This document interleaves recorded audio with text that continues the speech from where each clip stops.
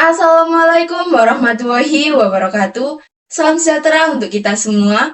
Salam Om Swastiastu, Namo Buddhaya, salam kebajikan. Dengan kehadirat Allah Subhanahu wa taala, pada kali ini, Selasa 23 Desember 2024, kita dapat melaksanakan presentasi dengan judul Realisasi Belanja Urusan Rehabilitasi Sosial di Kabupaten Sidoarjo dengan kehadiran yang cukup lengkap. Selanjutnya, saya serahkan ke partner saya untuk memaparkan materi yang telah kita kaji. Untuk waktu dan tempat, saya persilahkan. Terima kasih kepada moderator. Di sini saya akan menjelaskan latar belakang dari Dinas Sosial. Dinas Sosial sendiri dibentuk secara mandiri pada tahun 2017 yang sebelumnya bergabung dengan Dinas Tenaga Kerja sesuai dengan Peraturan Bupati Sidoarjo nomor 73 tahun 2016.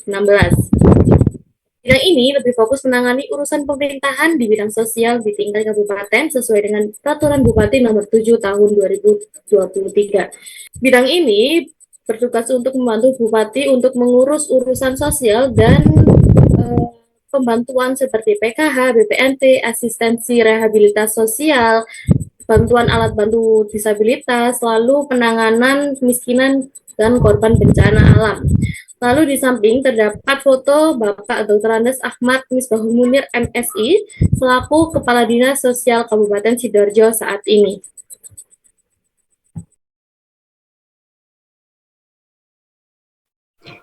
Sebagai analisis dasar pada data anggaran kali ini, kita mengambil dari web resminya Dinas Sosial Kabupaten Sidoarjo pada bagian RLPPD. Dan untuk realisasi belanja urusan sosial pada tahun 2024 didapatkan program utamanya yaitu rehabilitasi sosial dengan anggaran 8,31 miliar yang mempunyai dua kegiatan utama. Yang pertama ada program rehabilitasi sosial dasar dengan anggaran 8,25 miliar, dan yang kedua adalah perlindungan sosial korban bencana alam dan sosial kabupaten dengan anggaran 56 juta. Di sini saya akan memaparkan data kinerja layanan. Di sini terdapat 7 layanan dengan presentasi yang berbeda-beda. Yang paling tinggi berada di pemberian layanan kedaruratan di angka 99,97%. Lalu yang terendah ada di penanganan khusus bagi kelompok rentan di angka 68,13%. Data ini kita ambil dari sumber yang sama dengan data anggaran tersebut, yaitu data anggaran sebelumnya, yaitu dari website Dinas Sosial Kabupaten Sidoarjo di RLPPD. Setelah kita menganalisis, kita mendapatkan bahwa kinerja layanan sesuai dengan program subkegiatan program rehabilitasi sosial.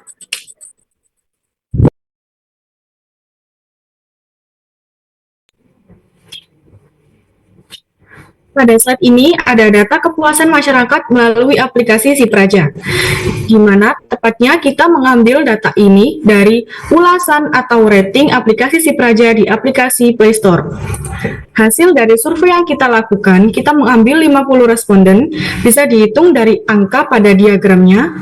Sebelum itu, kita lihat pada bagian kiri ada keterangan diagramnya, di mana yang berwarna abu-abu menunjukkan responden sangat puas atau memberikan rating bintang 5, dan yang berwarna biru muda menunjukkan responden itu puas atau memberikan bintang 3 dan 4. Dan yang terakhir ada berwarna hijau tua menunjukkan responden itu tidak puas atau memberikan rating bintang 1 dan 2. Kembali lagi kepada diagramnya, di sini menunjukkan bahwa responden yang sangat puas totalnya ada 31, responden yang hanya sekedar puas ada 8, dan responden yang tidak puas totalnya ada 11.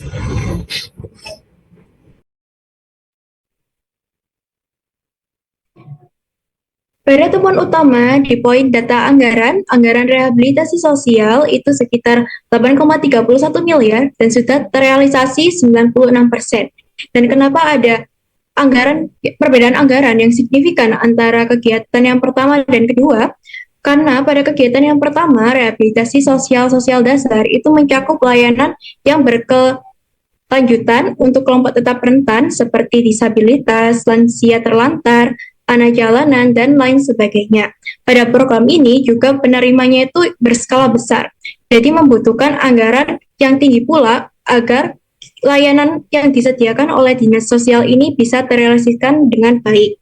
Bukan berarti pada kegiatan yang kedua, perlindungan sosial korban bencana alam dan sosial kabupaten itu tidak diprioritaskan oleh pemerintah, tetap diprioritaskan namun dengan skala yang berbeda. Di sini saya akan memaparkan temuan utama kinerja layanan. Dari 7 layanan yang kita kelola, terdapat 5 layanan yang sudah berada di atas angka 95%.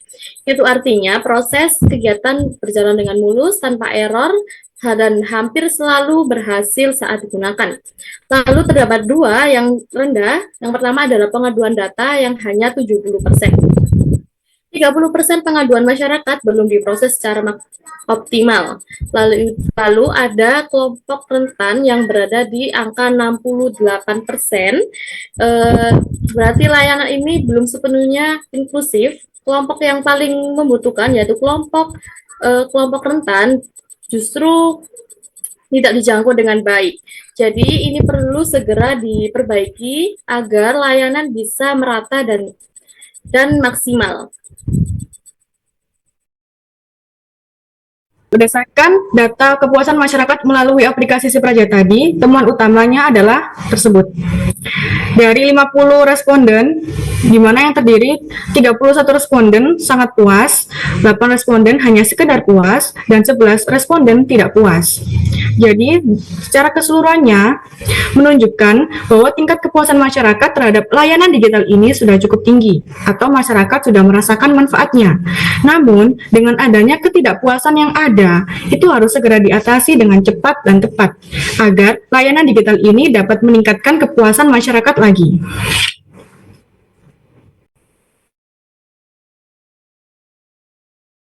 Nah, dari data yang telah kita ambil, ada 2 hambatan kinerja yang paling rendah, yaitu layanan data dan pengaduan, yang kedua penanganan kelompok rentan. Yang pertama ada layanan data dan pengaduan. Yang pertama, keterbatasan infrastruktur digital di daerah terpencil. Di Sidoarjo, masih banyak daerah terpencil yang masih belum bisa menjangkau baik internet maupun infrastruktur yang memadai. Yang kedua ada literasi digital rendah. Di daerah terpencil, sebagian masyarakat masih kurang untuk literasi digital. Masyarakat terpencil kesulitan untuk belajar digital, sehingga mereka merasa bahwa layanan tidak berjalan dengan baik. Yang ketiga, kurangnya kompetensi sumber daya manusia. Di daerah terpencil, kurangnya kompetensi sumber daya manusia. Di sana, pegawai belum bisa menguasai layanan dengan baik, belum bisa mempunyai skill yang terbaik, sehingga petugas di sana masih kesulitan untuk melayani masyarakat, dan masyarakat merasa tidak puas karena petugas belum menerapkan skill yang dimilikinya, atau petugas belum bisa mempelajari lebih dalam skill tersebut.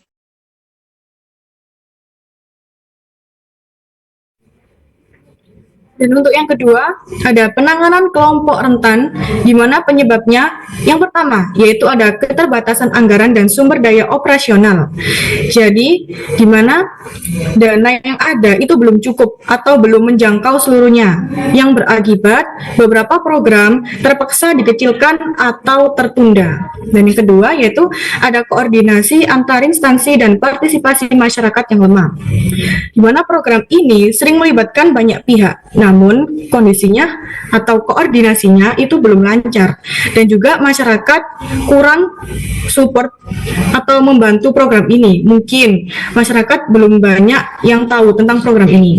Dan yang ketiga, ada pendekatan yang cenderung represif dan tidak menyentuh akar masalah. Jadi, di mana masih banyak bantuan yang diberikan itu bersifat darurat, bukan mencegah dari awal atau mendadak.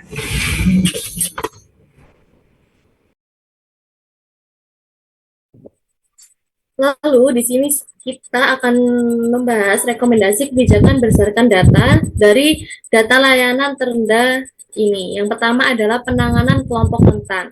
Rekomendasi kebijakan yang pertama adalah lakukan realokasi dana dari anggaran yang benar-benar penting hingga yang bisa ditunda. Anggaran yang ada terdapat beberapa pos pengeluaran yang bersifat kurang mendesak atau bahkan bisa ditunda. Dana dari pos-pos tersebut bisa direalokasikan ke program yang prioritas, terutama penanganan kelompok rentan ini, agar anggaran lebih efisien. Lalu yang kedua, adanya tambahan kendaraan dan dana operasional agar tim di lapangan bisa lebih cepat bergerak. Dengan bertambahnya kendaraan, roda 2 maupun roda 4, dan juga dana operasional untuk BBM dan perawatan dan lain-lain, itu akan mempermudah tim bergerak dengan lebih cepat. Lalu yang ketiga, buat prosedur penilaian dan penanganan kasus lebih simpel dan cepat. Prosedur penilaian saat ini terbelit-belit, jadi kita harus merevisi agar dengan lebih sederhana agar kita berjalan dengan simpel dan cepat, tetapi tetap akurat dan akuntabel.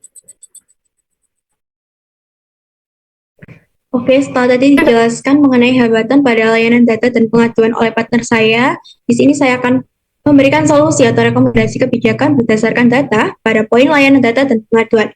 Yang pertama ada bangun sistem pengaduan digital yang mudah diakses oleh masyarakat.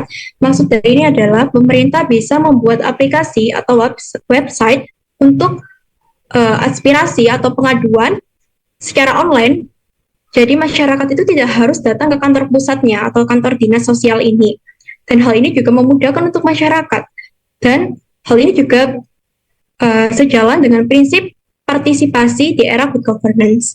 Dan yang kedua adalah meningkatkan sosialisasi di kelurahan, media sosial, maupun posko layanan.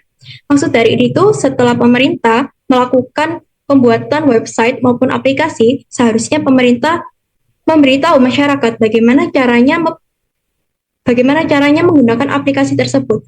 Tujuan utamanya itu untuk menjangkau secara luas masyarakat yang kurang adaptif dan melek terhadap perkembangan teknologi di era digitalisasi sekarang ini. Dan hal ini juga bisa meningkatkan kepercayaan masyarakat terhadap pemerintah. Dan yang terakhir adalah tambahan pelatihan SDM dan alokasikan personel khusus untuk pengelolaan dan pengaduan.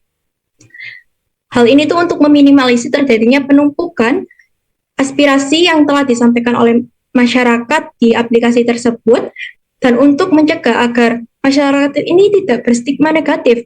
Kok aku sudah melakukan aspirasi di aplikasi ini tidak direspon secara cepat, dan hal itu akan menimbulkan stigma negatif terhadap pemerintah. Setelah tadi dibangun kepercayaan, tiba-tiba pemerintah memberikan respon yang tidak begitu cepat. Dan alokasikan personel khusus untuk pengelolaan data dan pengaduan. Hal ini tuh dikhawatirkan apabila ada sistem yang tiba-tiba rusak maupun error, itu birokrasi di pemerintah itu secara cepat bisa menangani hal tersebut.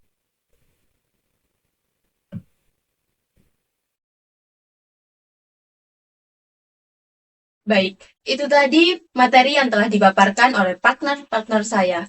Selanjutnya, saya bisa menyimpulkan bahwa Dinas Sosial Kabupaten Sidoarjo berhasil merealisasikan anggaran rehabilitasi sosial tahun 2024 hampir 100% dari anggaran total 8,31 miliar, menunjukkan pengelolaan keuangan yang baik. Sebagian besar layanan berjalan dengan lancar di atas 95%, seperti penyediaan makanan, penyediaan sandang, dan bimbingan. Namun, layanan pengaduan atau data serta penanganan kelompok rentan masih cukup rendah, sekitar 68-70%. Sehingga perlu perbaikan segera. Kepuasan masyarakat terhadap aplikasi Si Praja cukup baik. Mayoritas puas, tapi ada keluhan yang harus ditangani cepat. Jadi, secara keseluruhan, Kabupaten Sidoarjo sudah sangat puas atau sudah sangat baik untuk merealisasikan anggaran atau merealisasikan kebijakan. Tetapi, masih ada beberapa yang harus diperbaiki untuk mewujudkan Sidoarjo menjadi lebih baik. Sekian dari kelompok kami. Saya sebagai moderator pamit undur diri. Wassalamualaikum warahmatullahi wabarakatuh.